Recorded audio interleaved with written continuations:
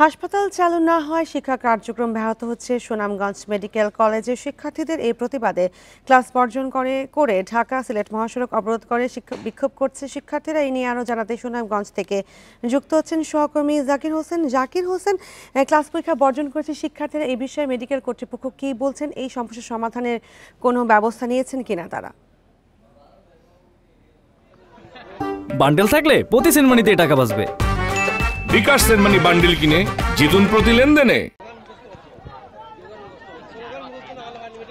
দেখুন, সুনামগঞ্জ মেডিকেল কলেজের শিক্ষার্থীরা গতকালকে থেকে আজকে পর্যন্ত তাদের বিক্ষোভ কর্মসূচি চালিয়ে যাচ্ছে। আজকে দ্বিতীয় দিনের মতো তারা সুনামগঞ্জ সিলেট মহাসড়ক অবরোধ করেছে। আপনারা নিশ্চয়ই ছবিতে দেখতে পাচ্ছেন, তারা কিন্তু প্রায় 1 ঘন্টা যাবৎ এই অবরোধ কর্মসূচি পালন করছে। সড়ক অবরোধ করে তারা তাদের যে দাবি দাবা সেটা কিন্তু উত্থাপন করছেন। আরেকটা বিষয় হলো, আমরা এই যে যারা আরেকটা বিষয় হলো, দুই প্রান্তে প্রায় এই অবরোধের দুই প্রান্তে সড়কের প্রায় 3 থেকে 4 শতাধিক যানবাহন আটকা পড়েছে। আপনারা নিশ্চয়ই দেখতে পাচ্ছেন। এখানে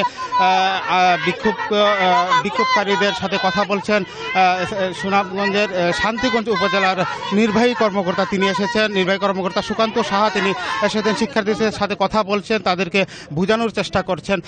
তো আসলে আমরা এই শিক্ষার্থীরা যেমনটা বলছেন যে সুনামগঞ্জ মেডিকেল কলেজে এখন পর্যন্ত হাসপাতাল কার্যক্রম চালু না হওয়ায় তাদের যে প্র্যাকটিক্যাল ক্লাস সেটা কিন্তু তারা করতে পারছে না। যেহেতু তৃতীয় এবং চতুর্থ বর্ষে যখন তারা উঠে যাবে তখন কিন্তু একটু প্র্যাকটিক্যাল ক্লাসের প্রয়োজন হয়, সেই ক্লাস তারা করতে না পারায় তাদের যে শিক্ষা কার্যক্রম অনেকটাই ব্যাহত হচ্ছে, এমনটাই বলছেন। তো তারা বলছেন তাদের যে দাবি হাসপাতাল কার্যক্রম যতক্ষণ পর্যন্ত না চালু হবে ততক্ষণ পর্যন্ত তাদের যে আন্দোলন অর্থাৎ বিক্ষোভ সেটা কিন্তু তারা চলমান থাকবে। গতকালকে আমরা দেখেছি তারা কিন্তু ক্লাস ক্যাম্পাসে মানববন্ধন কর্মসূচি এবং ক্লাস বর্জন করেছিল। তারা আজকে দ্বিতীয় দিনের মতো ক্লাস বর্জন করে তারা একেবারে সড়কে নেমে এসেছে। তো শিক্ষার্থীরা বলছেন যে সুনামগঞ্জ থেকে যুক্ত হয়েছিলেন সহকর্মী জাকির হোসেন।